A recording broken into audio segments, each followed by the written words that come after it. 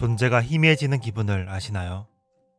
내 편이 아무도 없다고 느껴질 때, 회사에서 내 감정, 내 생각을 드러내지 못할 때, 내가 여기 서 있다는 것을 아무도 알아봐주지 않을 때, 우리 삶은 배터리가 3% 남은 방전 직전의 휴대전화가 됩니다. 곧 숨이 끊어질 듯 합니다.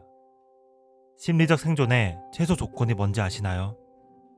실력이나 재능이 뛰어나지 않아도, 비상한 머리나 출중한 외모가 없어도 그것과 상관없이 내 존재 자체만으로 나에게 주목해주는 사람 한 명이 있다면 사람은 살 수 있습니다. 끝없는 슬픔에 갇힌 친구를 구하는 법, 상대의 얼음 같은 마음을 녹이는 법, 내 마음을 치유하는 법을 지금부터 알려드릴까 합니다.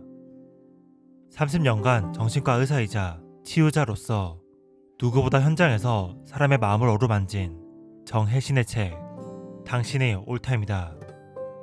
어느 날 집회에 갑자기 노인들이 들이닥쳐 물건을 부수고 유가족들에게 욕설을 내뱉은 일이 발생했습니다. 끔찍한 소동이 끝난 후 저자는 행패를 보인 노인 중 한 명과 이야기를 나누게 되었습니다.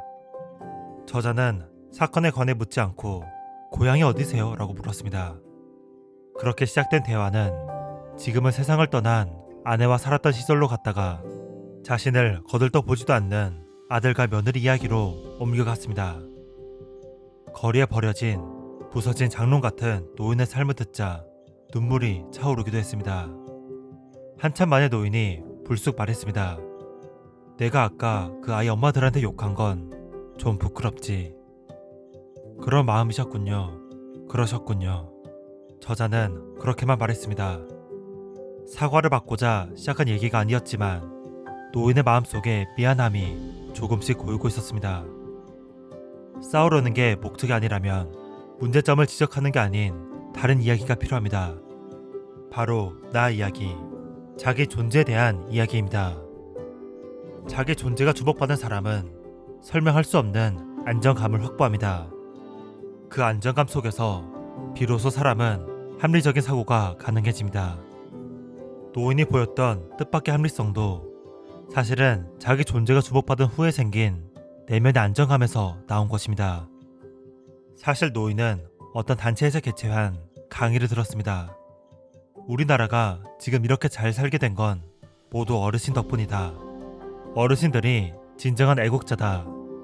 오랜 세월 고생 많았다는 얘기를 들으니 노인의 코끝이 시큰해졌습니다. 노인이 말도 안 되는 폭력을 휘두르기 시작한 것도 자기 존재를 알아주는 사람들을 만나서부터였습니다.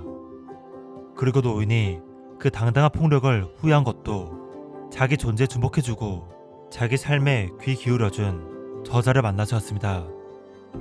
변하지 않을 것 같은 사람도 예외 없이 변하게 하는 지점이 있습니다. 사람은 자기 존재에 공감해주는 사람에게 반드시 반응합니다.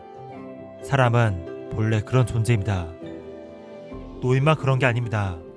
주위를 보면 너나 없이 마음 아픈 사람이 천지입니다.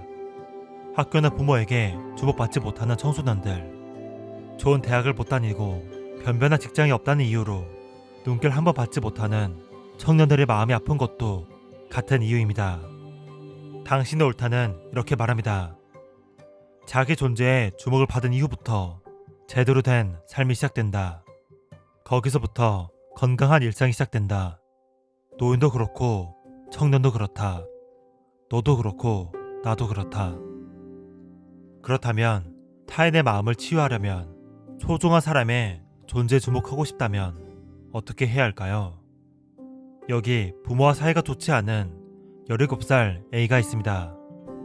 A는 집에 들어가고 싶지 않은 날이면 밤거리를 배회하며 친구에게 전화를 돌립니다. 어떤 친구는 이렇게 말합니다. 거리에서 뭔 헛짓거리냐? 집에나 들어가 병신아. 맑은 공기가 절실한 순간에 매연으로 꽉 찬 지하 주차장에 갇히는 느낌일 것입니다. 이럴 때 필요한 것은 다음과 같은 말입니다. 집에 또 안 들어가고 있어? 무슨 일 있었나 보네. 이 말은 이 시간에 네가 집 밖을 비하고 있다면 분명 그럴 만한 이유가 있을 것이다 라는 이해입니다. 이는 A를 절대적으로 안심하게 해줍니다. 내가 잘못되지 않았다는 확인이 있어야 사람은 그 다음 발길을 어디로 옮길지 생각할 수 있죠. 가장 절박하고 힘이 붙이는 순간에 사람에게 필요한 건 네가 그랬다면 뭔가 이유가 있을 것이다. 너는 옳다는 내 존재에 대한 수용입니다. 이것이 심리적 생명을 유지하기 위해 필요한 산소 공급이죠. 잘못된 짓이나 엉뚱한 짓을 하는데도 너는 옳다라고 지지하면 오히려 친구가 잘못되지는 않을까 걱정할 수도 있을 겁니다. 그러나 자기 존재를 인정받으면 우리는 분노와 억울함에서 빠져나올 힘을 얻습니다. 그럴 만한 이유가 있었겠지라는 말은 애를 계속 집 밖으로 놔두게 하는 것이 아니라 내가 틀린 게 아니구나, 내가 잘못된 게 아니구나 라며 안도하게 해줍니다. 안정감을 되찾고 보다 좋은 결정을 내립니다. 정혜진 작가가 말합니다. 당신이 옳다. 온 체중을 실은 그 짧은 문장만큼 누군가를 강력하게 변화시키는 말은 세상에 또 없다. 여러분은 누군가의 좌절과 슬픔, 분노에 어떤 말을 건네고 있나요? 사랑하는 주변 사람에게 네가 옳다, 당신 옳다라고 얘기해주고 있나요? 참혹함 속에서 세상과 사람에 대한 신뢰를 전부 잃은 사람도 내 존재를 바라보는 한 사람을 만나면 그 한 사람을 통해서 세상에 대한 신뢰를 회복합니다. 반대로 어떻게 해도 주목과 인정을 받지 못한 사람은, 자신의 존재를 바라봐줄 단 한 사람을 갖지 못한 사람은 즉각적인 주목을 받게 해주는 폭력에 빠지기 쉽습니다. 우리가 건네는 말 한마디가 한 사람의 삶을 바꾸고 하나의 세상을 바꿉니다. 우리가 서로 그 한 사람이 되어줍시다. 책을 읽으며 울컥했던 순간들이 꽤 많았습니다. 당신이 옳다고 말했어야 했는데 그러지 못한 순간이 떠올랐기 때문이고, 공감을 주고받는 것이 참 따뜻하다는 것을 느꼈기 때문입니다. 내 마음, 그리고 소중한 사람의 마음을 치유하고 싶은 분에게 당신의 옳다를 추천합니다. 책그림이었습니다. 감사합니다.